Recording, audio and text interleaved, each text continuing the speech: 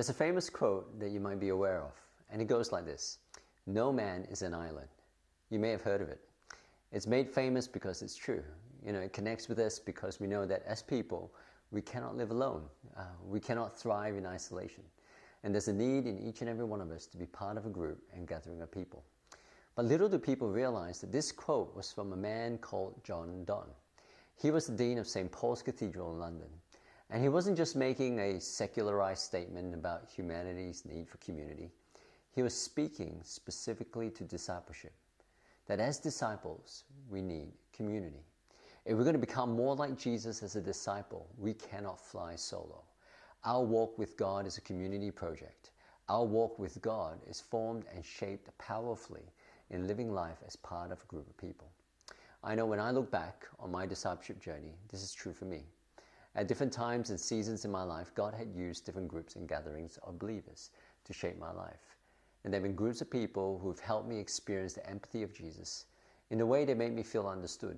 There were people who helped me grow in godly confidence as a young man, to gain godly wisdom when facing decisions, to find courage to choose God's way, or to gain God's perspective over my own. But more importantly, out of all those things, it was through these groups and gatherings of Christians that I was able to experience more of Jesus than I ever could by myself. No man is an island. And that's why one of our disciple-making values is groups and gatherings. And we value groups and gatherings because Jesus is experienced and revealed more together than alone. And so what I want to do right now is take a few minutes to pause and reflect on how God has used different groups and gatherings of people to shape you to become more like Jesus. Reflect on the kinds of Christian groups and gatherings that you've been part of. It might have been a Bible study group, a house church, a Sunday church gathering. Just list them. How did you experience Jesus through them? And how was Jesus revealed through them?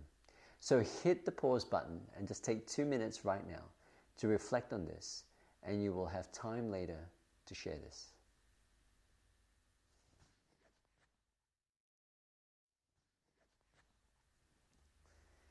When we look at the life of Jesus, he valued groups and gatherings. This value drove how he would build his disciples. We see Jesus gathered his disciples into a group of 12. When Jesus first called his disciples, it wasn't just calling 12 individuals.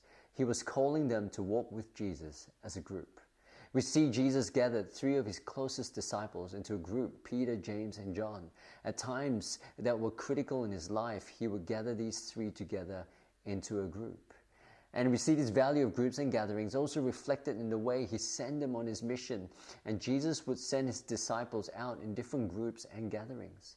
There were times when he would send them out in 2s, he would send the groups of 12 and 72. And the reason I share this is that the value of groups and gatherings took different shapes and forms depending on the situation and need. Whether it was in a group of 3, 12, 72, or for the purpose of mission or transformation. Jesus says, whenever 2 or 3 are gathered, I am there. The value remained the same. The value of groups and gatherings. Because groups and gatherings was an important value that drove how Jesus discipled and how Jesus empowered his disciples to make disciples. Today many churches all around the world express this value through different forms and methods of groups and gatherings. There are gatherings on Sundays or Friday nights, contemporary or traditional gatherings, groups to study the Bible, groups to journey through life with people, house churches, prayer groups, or missional groups or even communities.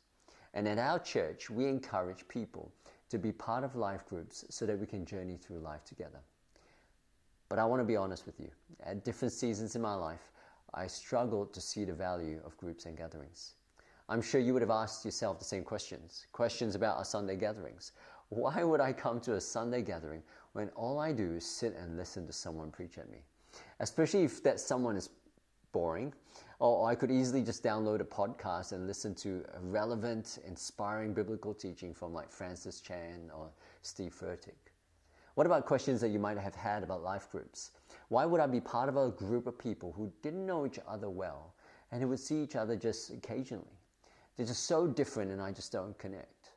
I know we're meant to journey through life together, but I found at times I had better support from some of my non-Christian friends outside of our church community. But over time, I became convinced of this disciple-making value through 2 aha moments. And the first aha moment helped me see why the value of groups and gatherings was so important. It's important because there is no other group or gathering where I could experience Jesus except in the group and gathering of believers. Yes, I may feel more loved, care, and support from some of my non-Christian friends. I might even share more personal things because of my history with them. But the key difference between a group of close non-Christian friends who love, care, and support one another and a group of believers is this. The group of believers have the Spirit of God living inside of them. And that means if I want to grow to know and experience Jesus more, God has designed it to be experienced and revealed through a group and gathering of believers who are totally different, totally diverse, but together because of Jesus Christ. And where I thought having diverse and different people were a problem, I now begin to see the beauty of God's design in it, that together we bring an image of Jesus that I cannot find anywhere else. Now, the second aha moment helped me see that this value of groups and gatherings must have different expressions and forms. I mean, you know the saying, there are many ways to skin a cat. And in the same way, there are all kinds of groups and gatherings, and none of them are wrong. They're just different. And different things are needed for different churches, contexts, or issues in life that people are facing. I mean, if you're struggling with your marriage, you will need a type of group and gathering of believers that is different to someone who might be struggling with an addiction. And the value of groups and gatherings is the same, but we need different expressions and forms. And this is the problem. The problem is that sometimes we can hold the method sacred and lose sight of the value. And I experienced this firsthand when I went on a trip to America with a group of 12 pastors from Australia. And during that trip, I asked them, how many of you believe in cell church? And only 3 out of the 12 said they did.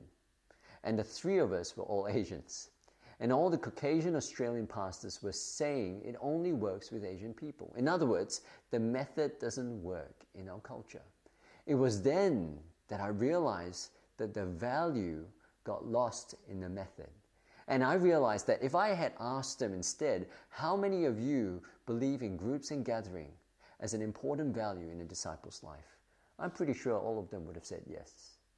And this made me realize how easy it is for us to make sacred the method or form and lose sight of the value. Now, we cannot make the method or form a silver bullet, as if when people aren't part of a group and gathering that look like the way we did the Bible study or the way we were being missional, then they won't be discipled. We need different groups and gatherings of believers in different cultures, different contexts, and different seasons of life. And the value stays the same, and its method can change and should change. In fact, Jesus highlighted this value. On the night before he was betrayed, Jesus gave a new commandment to his disciples.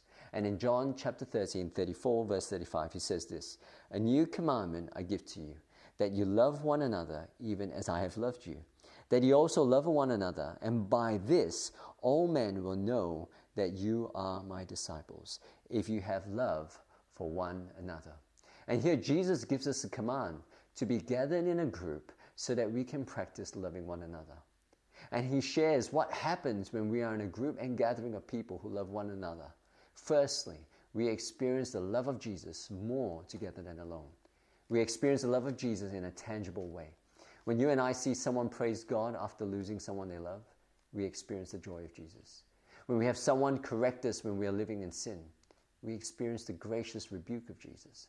When we see someone forgive their husband for a deep hurt, we experience the mercy of Jesus. When someone gives us $1,000 just because Jesus told them, we experience the provision of Jesus. And when we love one another as Jesus loved us, we experience and see God in someone.